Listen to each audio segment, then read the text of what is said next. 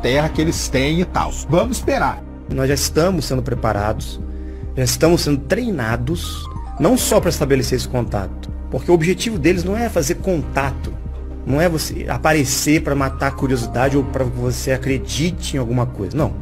O objetivo deles é, de forma eficiente e eficaz, uma mudança aconteça na Terra, não através deles, mas através de pessoas que estão conscientes para agirem a partir desse trabalho junto a eles. A verdade sobre Cristo virá.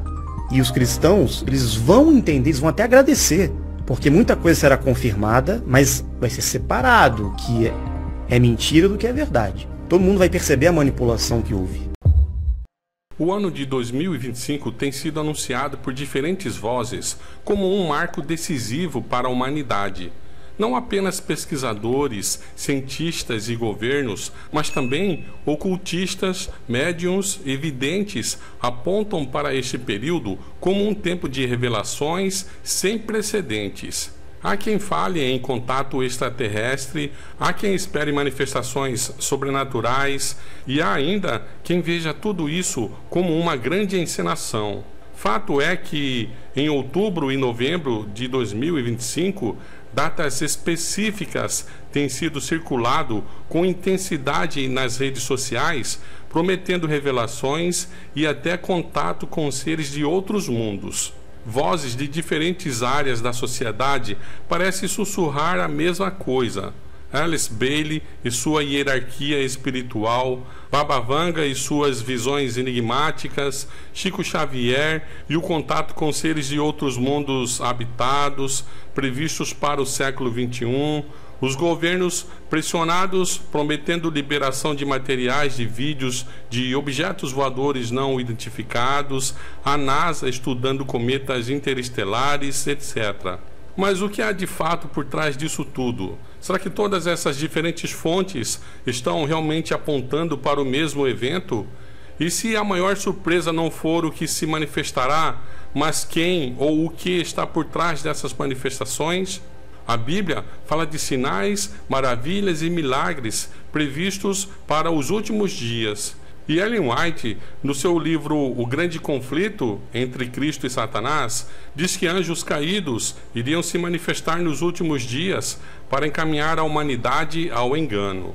Hoje vamos embarcar em uma investigação profunda. Não vamos promover teorias malucas nem gerar medo. Nosso objetivo é a clareza. Vamos dissecar essas profecias, entender o contexto histórico por trás delas e então cruzar essa linha com os escritos da Bíblia e de Ellen White. Prepare-se para uma jornada que vai da teosofia, documentos do Pentágono, dos escritos espiritualistas até as páginas do Apocalipse. E para construir uma base sólida de investigação, nosso primeiro passo é demolir o castelo de cartas da desinformação. Vamos examinar as fontes frequentemente citadas para a profecia de 2025. Alice Bailey, escritora ocultista, nascida em 1880, foi uma das principais herdeiras da tradição teosófica iniciada por Helena Blavatsky. Em suas dezenas de livros, escritos sobre a inspiração do suposto tibetano, Bailey desenvolveu uma visão de mundo em que a humanidade seria gradualmente guiada por mestres espirituais invisíveis. Esses mestres, dizia ela, formavam uma hierarquia espiritual que coordenava os destinos do planeta. E, segundo sua previsão, em 2025, essa hierarquia deixaria de atuar nos bastidores e se manifestaria visivelmente aos seres humanos. Ela escreveu extensivamente sobre um processo que chamou de externalização da hierarquia.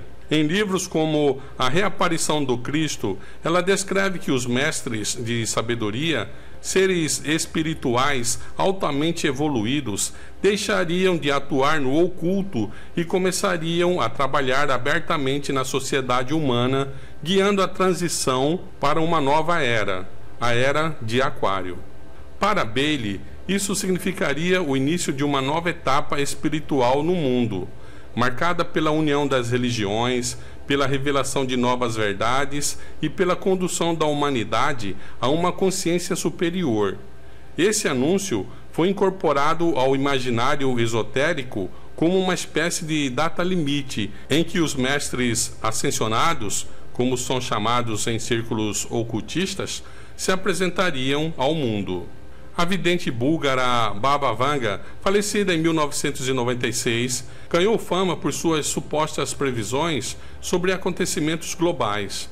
Cega desde jovem, ela se tornou uma figura mítica nos Balcãs e, posteriormente, em todo o mundo.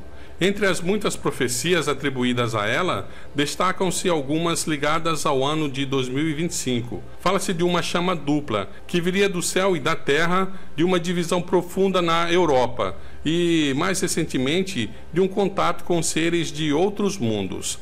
Além disso, há uma interpretação que conecta suas falas a grandes eventos esportivos. Alguns crentes, nas suas visões, dizem que o contato extraterrestre se daria diante de multidões durante uma competição internacional transmitida para o planeta inteiro.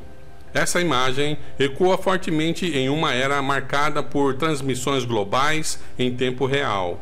Baba Vanga, ainda que suas palavras sejam envoltas em lenda e contradição, voltou a ocupar manchetes justamente em razão das descobertas astronômicas mais recentes. Mas, até onde podemos apurar, não há nenhuma referência dela marcando data e suas previsões não estão autenticadas. No Brasil, o médium Chico Xavier se tornou uma das figuras centrais quando se fala em revelações cósmicas. Em 1969, ano em que foi noticiado pela televisão a suposta chegada do homem à Lua, Chico Xavier confidenciou a amigos próximos uma visão que depois ficou conhecida como o Pacto de 50 anos. Ele dizia que a partir de julho de 1969, a humanidade teria um prazo de meio século para evitar uma guerra nuclear. Se conseguisse cumprir essa condição, até julho de 2019, a Terra seria convidada a integrar a comunidade cósmica de civilizações evoluídas. Essa previsão foi recebida com um misto de esperança e ceticismo.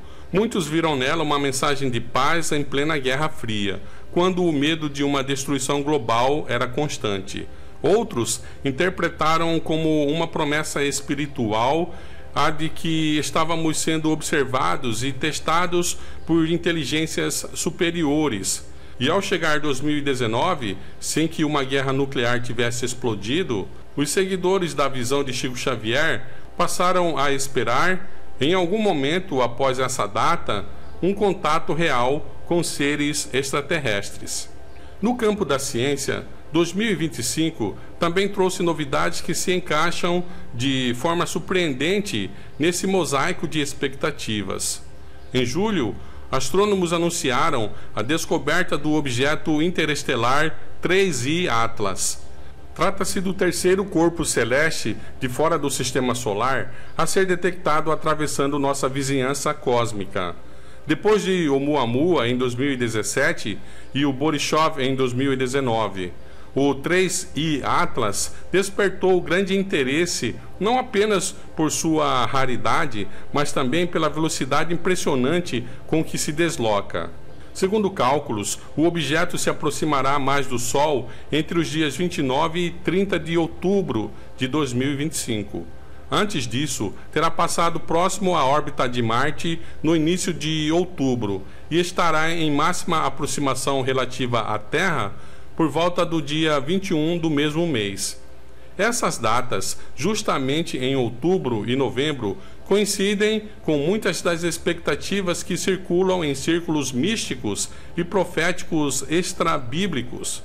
E a sincronia parece perfeita para alimentar ainda mais as especulações. O físico Avi Loeb, de Harvard, que já havia gerado polêmica ao sugerir que o Oumuamua poderia ser um objeto artificial, um artefato, levantou a hipótese de que o Atlas poderia ser também um objeto tecnológico. Embora a maioria da comunidade científica trate a descoberta como uma passagem de um cometa interestelar comum, A simples possibilidade de que se trate de algo construído por inteligências alienígenas incendiou a imaginação popular.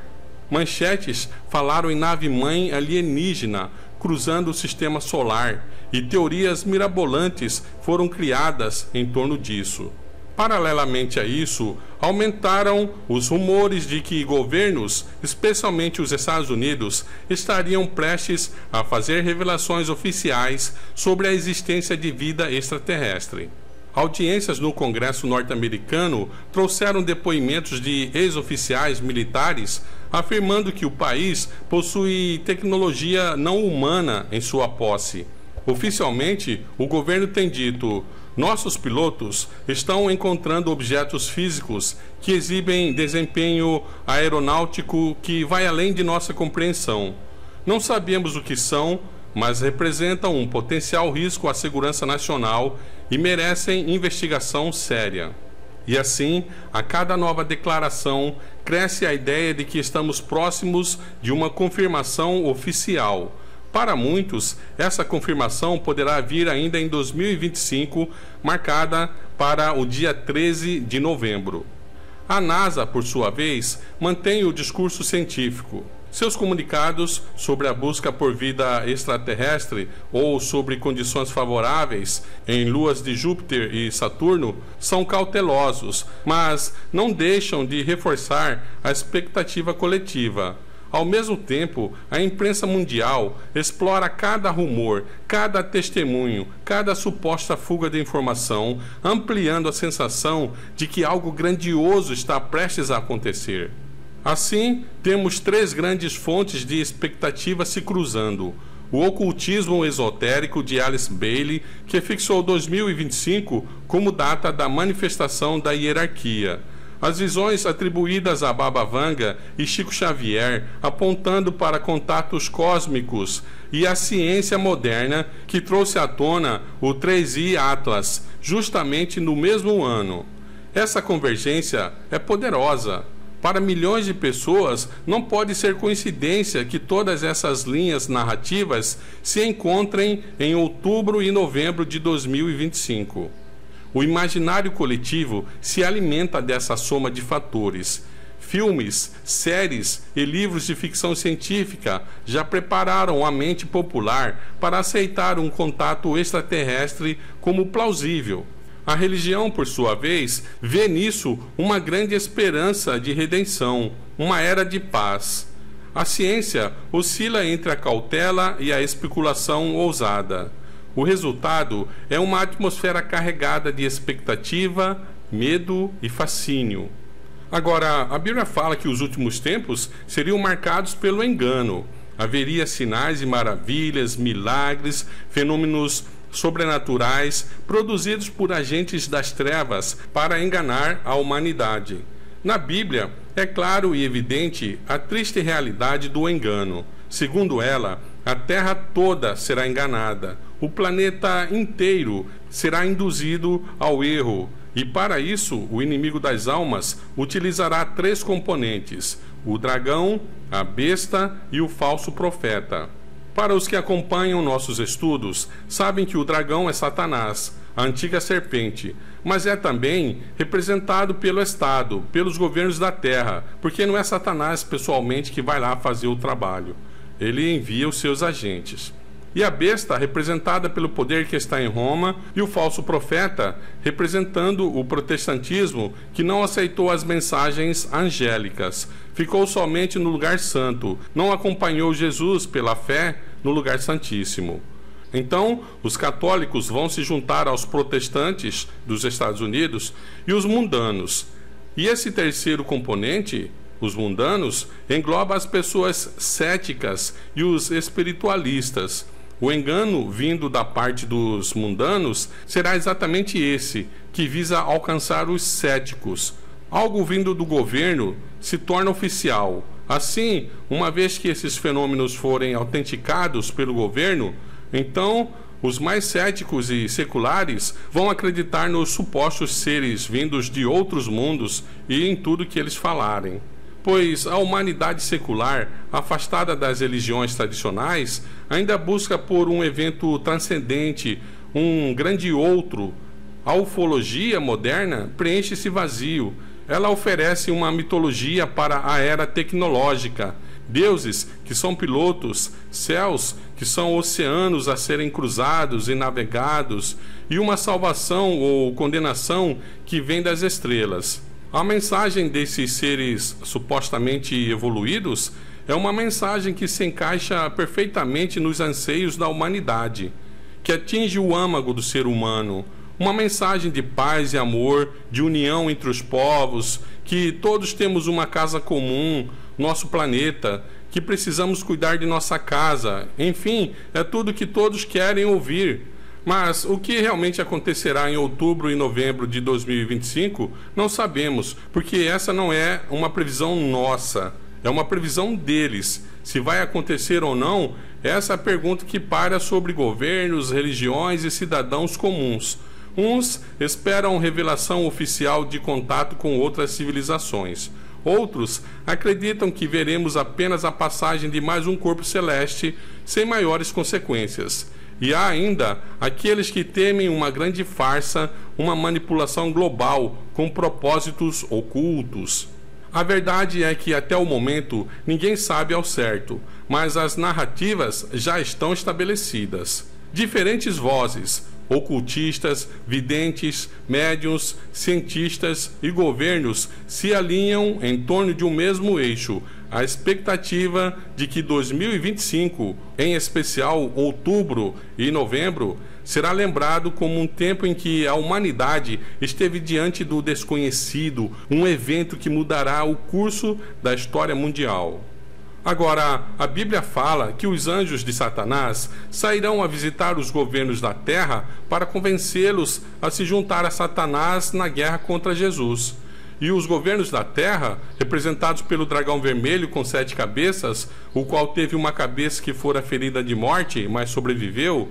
Sim, o dragão é Satanás, mas também ele representa o Estado, os governos. Leia o livro Grande Conflito, no capítulo A Imutável Lei de Deus. Então, os governos serão enganados e se aliarão a Satanás. Quando os governos de todo o mundo invalidarem a lei de Deus, eles estarão selando um pacto com Satanás, declarando oficialmente que se juntaram a ele nessa guerra contra Jesus. Na sexta praga, quando os governos da terra descobrirão que foram enganados, aliás, não só eles, mas a terra todas, todos os perdidos, vão descobrir que foram enganados somente ali na sexta praga, porque verão que o povo que era considerado uma seita, o povo que falaram para eles, o povo que foi acusado injustamente de ser o responsável por atrair os juízos de Deus sobre o planeta, pois é, o povo que tem uma lei com a pena de morte sobre eles, esse povo passou por todas as pragas ilesos, sem nenhum arranhão. Não sofreram nada, eles tiveram sombra e água fresca, literalmente, enquanto os ímpios só tinham sangue para beber e um sol abrasador na cabeça. Então, é na sexta praga que a Bíblia explica como eles foram enganados, o momento em que eles aceitaram o engano. E vi 3 espíritos imundos, semelhantes a rãs, saírem da boca do dragão e da boca da besta e da boca do falso profeta. Porque eles são espíritos de demônios, operando milagres, os quais vão ao encontro dos reis da terra e de todo o mundo, para reuni-los para a batalha do grande dia do Deus Todo-Poderoso. Apocalipse 16, 13 e 14. Então a besta ela vai enganar seu público com o seu evangelho ali, liberal, light. O falso profeta vai enganar sua audiência com o seu evangelho de graça e nada de lei. Já o dragão vai enganar o resto da população mundial, os espiritualistas e os mundanos. Assim, o mundo todo estará cercado, estará enredado no grande engano de Satanás, qual seja, invalidar os mandamentos de Jeová. Se vai acontecer ainda este ano, não sabemos, mas nossa fé não depende disso. Não dependemos de sinais, maravilhas ou milagres para acreditar em Deus. Temos a Bíblia inteira, toda a Bíblia fala do amor de Deus e como não ser enganado pelo dragão. Sem marcar datas, Ellen White fala que nos últimos dias os anjos de Satanás vão aparecer, vão fazer sinais e maravilhas, vão fazer milagres para enganar as pessoas, para enganar principalmente os adventistas, assim como a Bíblia também fala, ali no texto que lemos em Apocalipse 16, 13 e 14, espírito imundo é anjo caído. Os anjos de Satanás sairão não somente para enganar os reis da terra, mas todo mundo, o mundo inteiro. O texto é claro, eles vão sair para enganar os reis da terra e todo o mundo. Jesus disse que nos últimos dias o que ia prevalecer era o engano. E os ardis de Satanás serão tão sutis que, se fora possível, enganaria até os escolhidos. Então, o engano será a palavra de ordem no tempo do fim. Por isso, devemos estar preparados para não sermos enredados nas armadilhas de Satanás, que ele preparou para enganar principalmente os que guardam os mandamentos de Deus e têm o testemunho de Jesus Cristo. Nos últimos dias, ele vai preparar uma artilharia pesada na sua última campanha para enganar o povo de Deus, de forma que os fiéis nem pensem que é o inimigo das almas quem está por trás.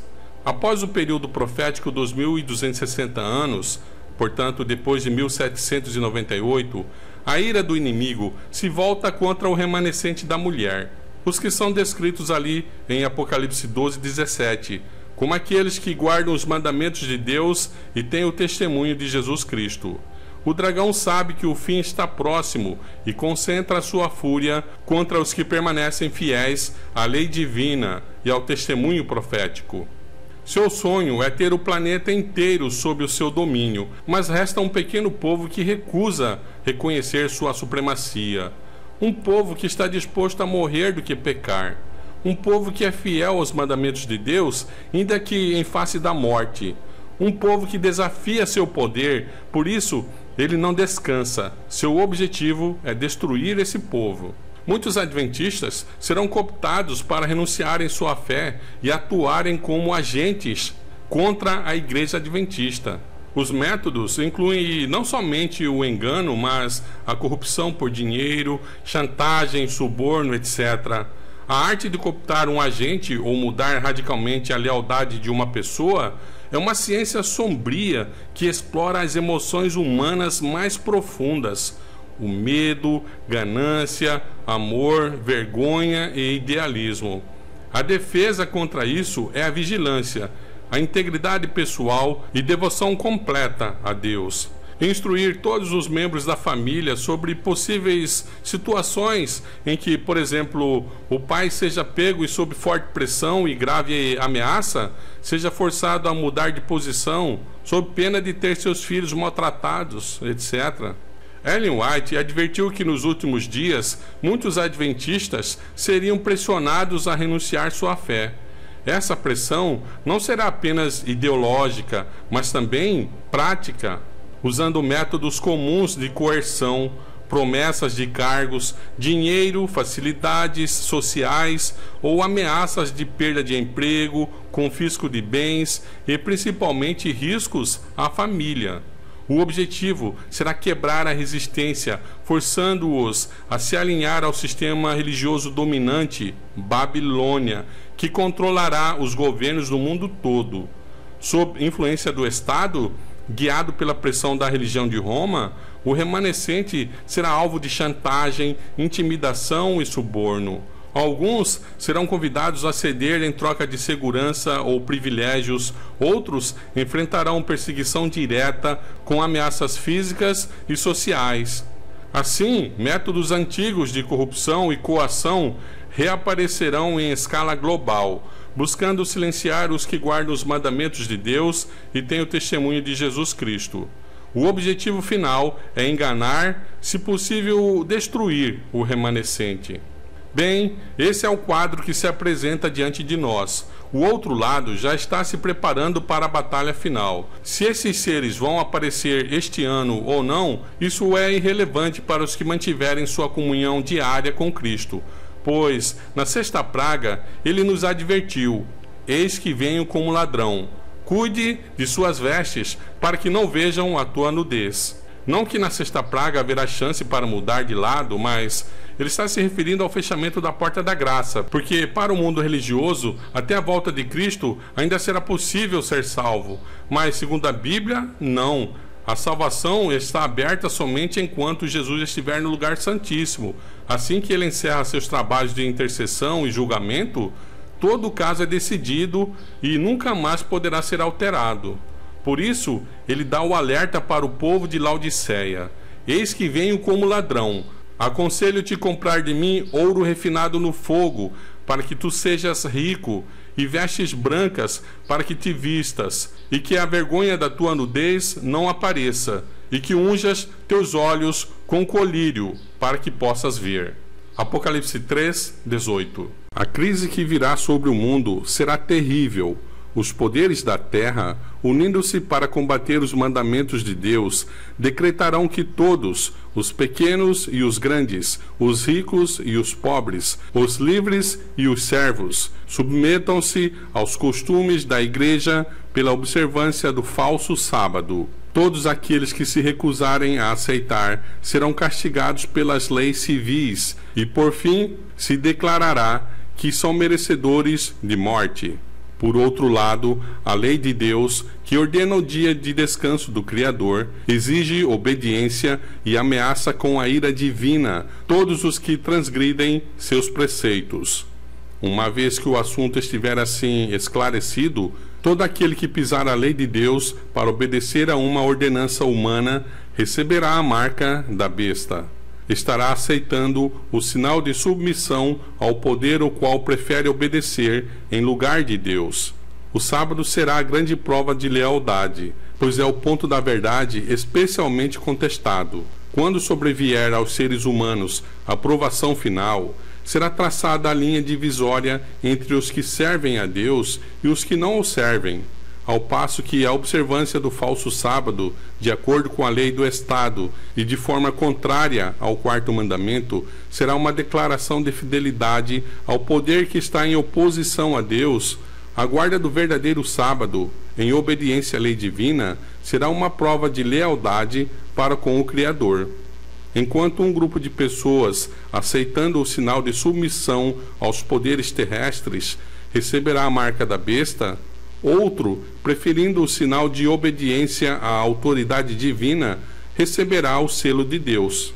Até agora, aqueles que apresentam as verdades da mensagem do terceiro anjo têm sido muitas vezes considerados como meros alarmistas. No entanto, à medida que a questão da obrigatoriedade da observância do domingo é levantada em vários países, podemos ver que se aproxima o acontecimento que há tanto tempo tem sido alvo de dúvida e descrença.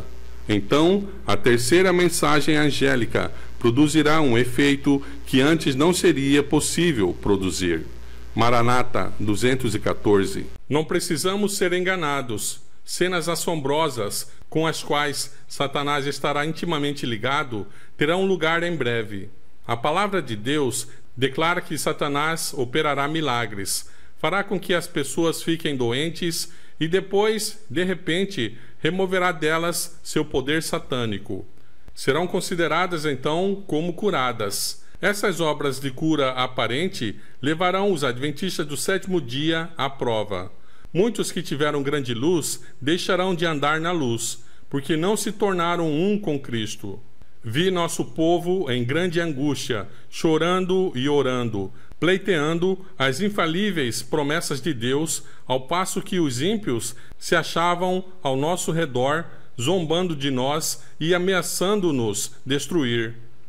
Eles ridicularizavam nossa debilidade, escarneciam da pequenez de nossos números e insultavam-nos com palavras destinadas a ferir profundamente. Acusavam-nos de assumir uma posição independente da de todo o restante do mundo.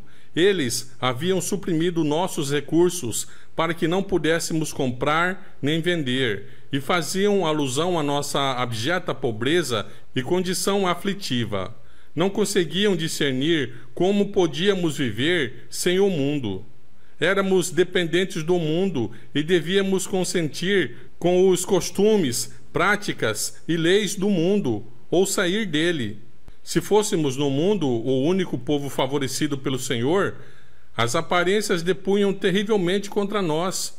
Eles declaravam que possuíam a verdade, que havia milagres entre eles, que anjos do céu falavam e andavam com eles, que eram exercidos no meio deles grande poder, sinais e prodígios, e que isso constituía o milênio temporal que haviam aguardado por muito tempo.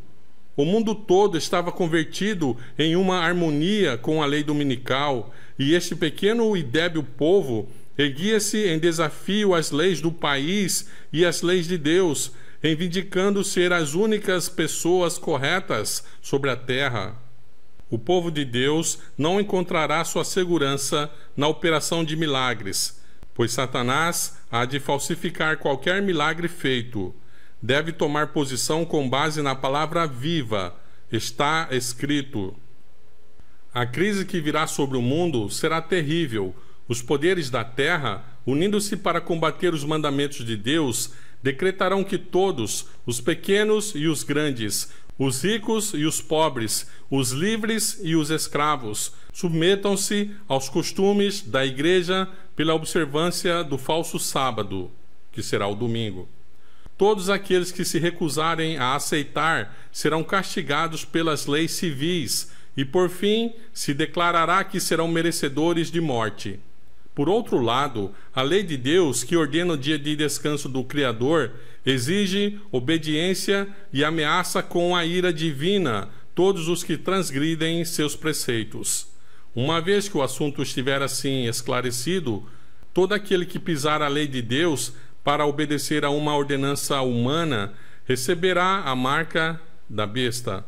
Estará aceitando o sinal de submissão ao poder ao qual prefere obedecer em lugar de Deus. O sábado será a grande prova de lealdade, pois é o ponto da verdade especialmente contestado.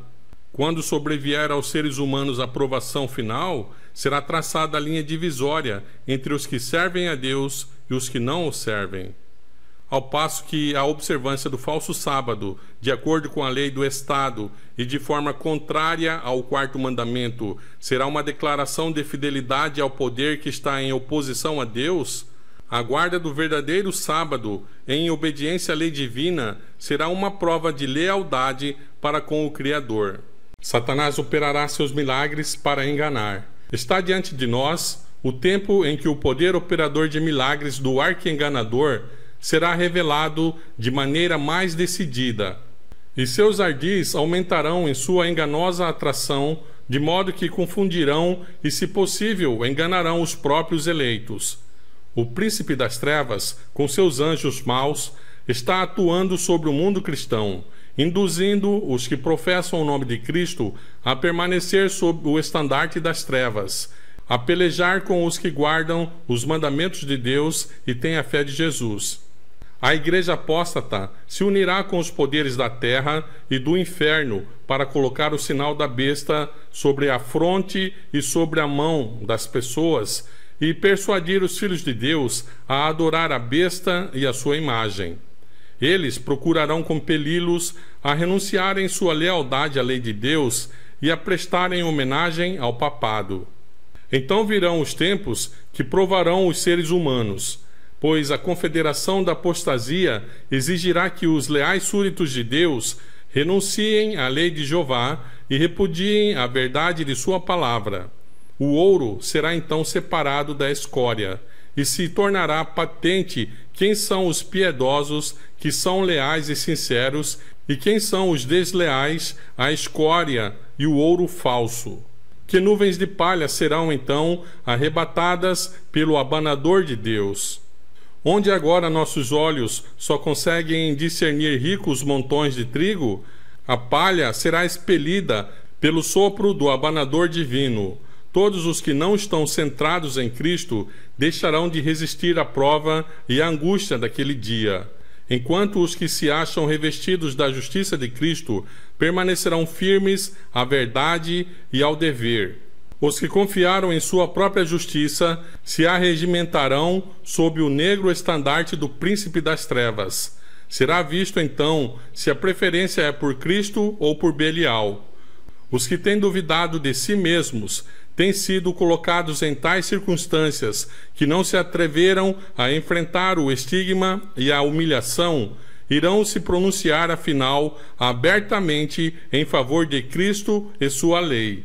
Ao passo que muitos que pareciam ser árvores viçosas, mas que não produziram fruto, acompanharão a multidão para praticar o mal e receberão o sinal da apostasia na fronte ou na mão.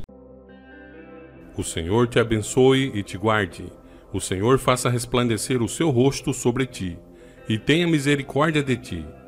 O Senhor levante o seu rosto sobre ti e te dê a paz.